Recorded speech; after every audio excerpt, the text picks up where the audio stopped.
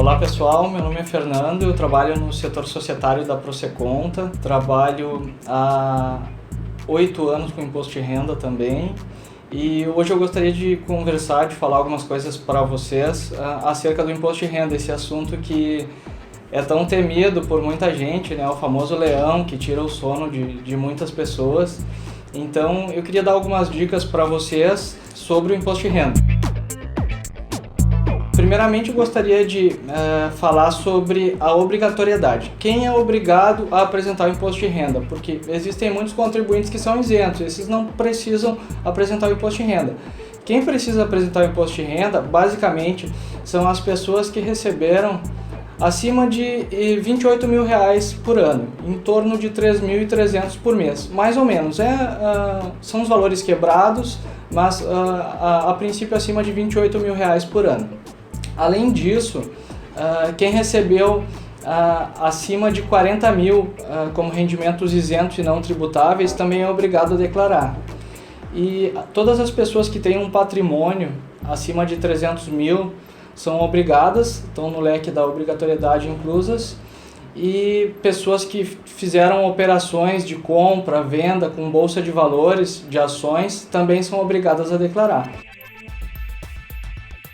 Antes de mais nada, também é interessante a gente frisar sobre as novidades dos programas da Receita Federal. A cada ano que passa, a Receita Federal implanta algumas novidades nos seus programas ou até mesmo algumas exigências novas. Nesse último ano, na declaração de 2016, as principais novidades foram a obrigatoriedade da inclusão do CPF para dependentes acima de 14 anos, o que até então não era exigido. Outra novidade bastante interessante, que chamou bastante atenção dos contribuintes, principalmente profissionais liberais, foi a obrigatoriedade da inclusão do CPF dos seus pacientes, ou seja, o médico presta o serviço para a pessoa física, antigamente ele informava o valor. Hoje não, hoje ele obrigatoriamente ele tem que informar o CPF também para que haja um posterior cruzamento de dados entre as informações das declarações, tanto do médico que recebeu o dinheiro quanto do contribuinte que o pagou. Outra coisa que é muito importante a gente respeitar no imposto de renda são os prazos. Os prazos do imposto de renda, o prazo para envio da declaração sempre inicia no primeiro dia útil do mês de março e finaliza no último dia útil do mês de abril. Se você enviar a declaração dentro do prazo, você não paga multa nenhuma. Porém, se você enviar a declaração fora do prazo, ou seja, após o último dia útil de abril, você está sujeito a pagar uma multa mínima de R$ 165, sendo que essa multa pode ser maior dependendo do valor do imposto que não foi declarado, né? Mas a princípio a multa mínima é R$ 165. Então é importante respeitar os prazos para que o contribuinte não venha a pagar multas. Uma coisa que é muito importante também é a gente verificar a forma com a qual a gente vai fazer a declaração. Existem duas formas de declarar. Existe o modelo simplificado e o modelo completo. No modelo simplificado, não existe a necessidade de a gente informar as despesas dedutíveis, porque nesse modelo o contribuinte ele já ganha 20% de abatimento na base de cálculo, ou seja, esses 20% eles são abatidos para fins de cálculo de imposto de renda, do cálculo da cobrança do imposto. Na forma completa, o contribuinte não ganha nenhum tipo de abatimento, mas ele informa todas as suas despesas médicas, os seus dependentes, suas despesas com educação, e a soma dessas despesas é deduzida para fins de base de cálculo para cálculo do imposto. Então é sempre importante o contribuinte fazer esse estudo, fazer essa análise para ver qual que é a forma mais vantajosa para ele. Se a forma simplificada, onde ele já ganha 20% de abatimento, ou a forma completa.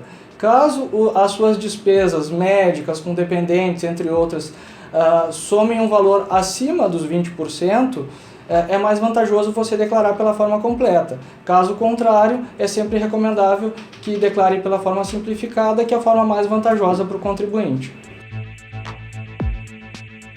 Caso o contribuinte opte por declarar na forma completa, ou seja, aquela onde a gente informa todas as despesas que a gente tem durante o ano, é importante a gente saber quais as despesas e quais são os abatimentos que a gente tem. Os abatimentos com despesas médicas, eles são realizados na integralidade, ou seja, toda a despesa médica que você tiver ou o seu dependente durante o ano, ele é abatido na integralidade.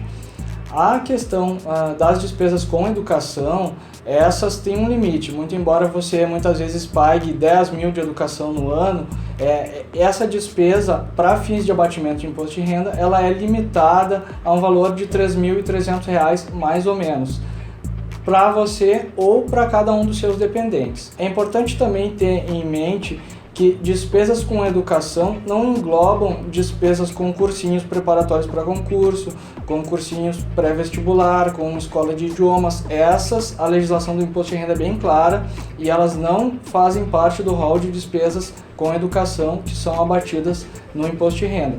As despesas médicas, qualquer despesa médica ou de procedimento, de consulta, todas elas são abatidas.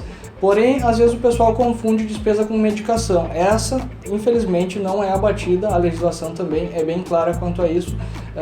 Quanto você gastou em remédio ou coisas nesse sentido, essas não são abatidas para fins de cálculo de imposto de renda. Segundo a legislação do imposto de renda, dependente é o seu filho até 21 anos, que seja dependente de você ou enteado, ou alguma outra pessoa, seja pai, seja irmão, seja parente, que você detenha a guarda judicial. Também é importante ressaltar que os dependentes devem ser informados em apenas uma declaração. Às vezes o pai declara, a mãe declara e os dois querem incluir o mesmo dependente. Isso não pode. Isso enseja a malha fina. Então é muito importante o contribuinte ficar atento quanto a isso. A malha fina nada mais é do que a divergência no cruzamento de informações entre as informações que o contribuinte declara à Receita Federal e a fonte pagadora ou outro órgão declara para a Receita Federal. A Receita Federal sempre faz esse cruzamento de informações e quando ocorre essa divergência, ocorre a famosa malha fina, onde a Receita Federal convoca o contribuinte para apresentar documentos e esclarecimentos acerca dessa divergência. Os principais dedos duros da malha fina, digamos, são os médicos, onde muitas vezes a gente declara despesa médica incorreta ou despesa médica que não existe. Muitas pessoas, com o intuito de burlar o fisco, acabam fazendo isso. Hoje em dia a Receita Federal tem aprimorado cada vez mais o cruzamento dessas informações, lançando declarações novas, criando declarações novas, como nos últimos anos a gente pode ver, por exemplo, a DMED, que é a declaração onde os médicos e profissionais da área de saúde, juntamente com empresas da área de saúde, são obrigadas a declarar o CPF de quem lhes pagou, o nome completo e o valor. E essa declaração ela é automaticamente cruzada com a declaração de imposto de renda da pessoa física. Quando há divergência, o contribuinte cai em malha fina. Além da DMED, existem outras declarações, como por exemplo a de IMOB, que é uma declaração onde as imobiliárias enviam à Receita Federal informações sobre aluguéis e se essa informação do contribuinte diverge da informação da ADMOB, também seja a malha fina. Então é importante ficar bem atento nessas questões para que não haja essa divergência no cruzamento de dados. Outra coisa bastante importante do contribuinte realizar na declaração é informar todas as negociações que são feitas, seja compra, venda de bens móveis ou imóveis de forma correta. E isso é feito no campo da declaração de bens e direitos. Nesse campo, o contribuinte deve declarar exatamente o que ocorreu. Por exemplo, o contribuinte comprou um apartamento. Aquisição de apartamento, número tal, põe um endereço, em tantas vezes financiado pela instituição financeira. Da mesma forma com bens móveis, ou seja, o contribuinte comprou um automóvel, ele informa de quem ele comprou, a data que ele comprou e as condições. Tudo isso é importante para não ensejar uma futura desconfiança por parte da Receita Federal na omissão de alguma declaração ou de alguma informação que eles julguem necessária.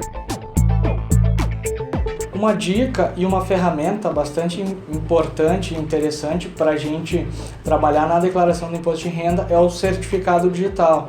O certificado digital é uma assinatura eletrônica, onde a gente pode acessar o ambiente virtual da Receita Federal, o ECAC, e lá nesse ambiente verificar todas as informações referentes à sua declaração. Você consegue consultar extratos de declarações anteriores, você consegue fazer retificação caso seja necessário, e inclusive consultar o que a fonte pagadora da pessoa jurídica informou no seu CPF. Isso é muito importante porque nos dá muita segurança no envio das informações. Caso você não possua o certificado digital, existe a possibilidade, através de uma procuração que é cadastrada na Receita Federal, de você autorizar alguém que possua o certificado a acessar o ambiente virtual e fazer essas consultas por você.